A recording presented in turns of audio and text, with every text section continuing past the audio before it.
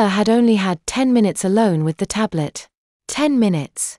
She had been completely transfixed by the brightness and colors of its loading screen, before it had been unceremoniously yanked from her grasp. At first she thought it had been Brian. Elle was already prepared to bite him if necessary, but it hadn't been him at all. It was Mrs. Hernandez. "I'm sorry, Ella, but we think this might be unsafe for you." "No, it's mine." Her words sounded a lot more like Mr. Mime, but her reaching hands made it perfectly clear she wasn't giving it up without a fight. It wasn't fair. It was hers. What did they think it was going to do, blow up? She sat in stunned disbelief as she watched Mrs. Hernandez set it into a drawer in her desk. Ella was crushed. Her mood kept cycling from anger to sadness, before finally settling on a slim ray of hope when Kaylee suggested maybe she just couldn't have it at school. Maybe it would make the other kids jealous or something. They'll probably give it to Heather once school's over. Kaylee had said once Ella had filled her in. Ella's mood lifted considerably after hearing this. It made sense. Maybe they thought Kaylee would accidentally throw it at her and that's why they thought it was unsafe for her. She looked at the clock. Just 4 more hours until she got it back. She had almost been able to calm herself down and focus on her work when something completely unexpected happened. There was a knock on the classroom door and in walked 2 police officers. Everyone stopped what they were doing and gaped at them. The room fell silent. Ella looked on with interest. Were they having some kind of presentation? Oh, did they bring their dog with them? She had seen cops with dogs before. She looked around eagerly as they talked quietly with Mrs. Hernandez by the door. She was a little disappointed when she peeked through the gap in their legs and didn't see a dog, but any presentation was better than doing word problems in math. "I hope they tase someone," Kaylee whispered. "I hope it's Brian." "Kaylee," Jasmine admonished. "What? He'll live." Jasmine just shook her head and got up to see what was going on. The 4 of them whispered amongst themselves. They now seemed to be asking Jasmine a lot of questions.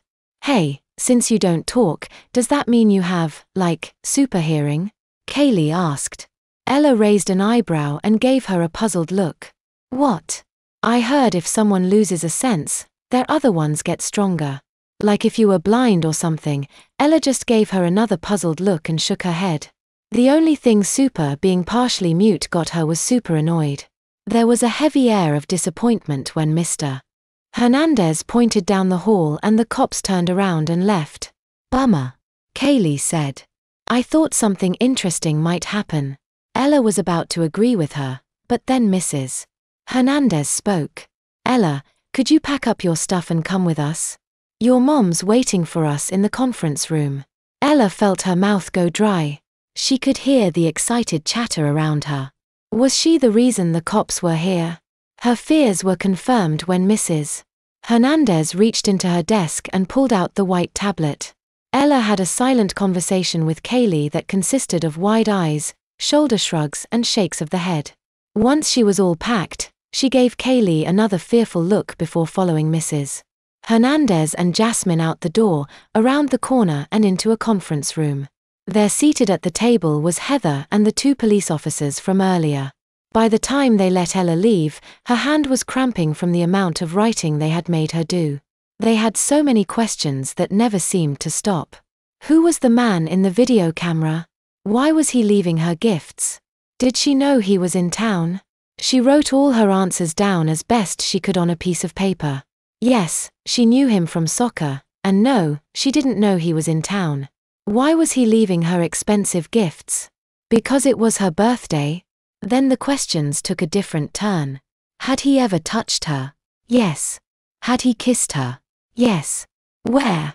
On the lips. Was she standing, sitting, or laying down? Laying down. Was she clothed or naked? Naked. Did he touch her other places? Yes. Did he touch her chest? Yes. Did he touch her anywhere lower? Yes. Where? He had bandaged her ankle when she had sprained it during a match. Had he touched her any other times? Yes, he had given her hugs before. Did he touch her but when giving her hugs? No, why would he touch her but? The questions just kept going and going. Heather had grabbed her hand under the table and given it a squeeze. "You're so brave," Heather had said. Ella didn't feel brave. She only felt confused. They started asking her questions about the night her mother died. Was he there that night? Yes. Was she sure? Yes. Was he touching her that night? Yes. Is that when he kissed her and touched her chest? Yes. Was he being gentle or rough? Rough. Did she see a gun? No. Did she have guns in the house? She didn't know.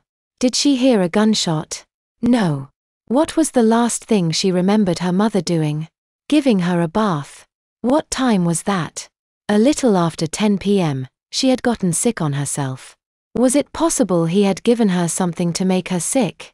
No, she was always sick around that time. Why? Chemo. Was he in the room with her when she was getting a bath? No. Was he there earlier that night or had he just shown up? She couldn't remember. There were many questions she couldn't answer, like exact times, dates, names.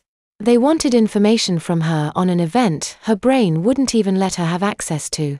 She was the one who wanted answers about that night. They should go ask him. They informed her they were doing just that. Is he cooperating? Has he admitted what he did to her? Heather asked. As soon as the night in question was brought up, he shut down and demanded a lawyer. Questioning will resume later this evening. This is why we need your daughter's statement. If we can't charge him with a crime within 48 hours, we have no choice but to let him go. One of the officers said. Let him go. So he can go out and assault other children. He took advantage of a very sick 8-year-old. Not only did he follow her out here, but look at what he left her. He's still grooming her. Heather showed him the tablet. I googled what this is. This isn't some cheap knockoff, this is a Wacom Cintiq. It goes for nearly $700 on Amazon. How isn't that proof enough? Do you think soccer coaches just go around leaving $700 gifts to old teammates? We'd actually like to take a log that in as evidence. If he is stalking her, there's a chance he bought this for the purpose of spying on her. There are ways to tap into a camera on an electronic device remotely. They began asking more questions, things like what she did online and if she had given anyone she didn't know her new address. Ella shook her head. She wasn't allowed online. Heather and the officers continued to talk while they made Ella fill out a written statement of everything she remembered. It had felt like hours before they seemed content with what information they had collected. Ella nursed her cramped hand while they packed all of her signed statements into a folder.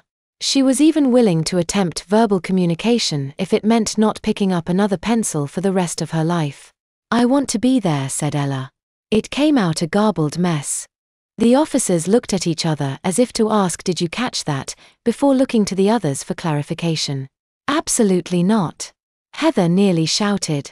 You are not getting within 10 miles of him, let alone 10 feet. Ella felt frustrated.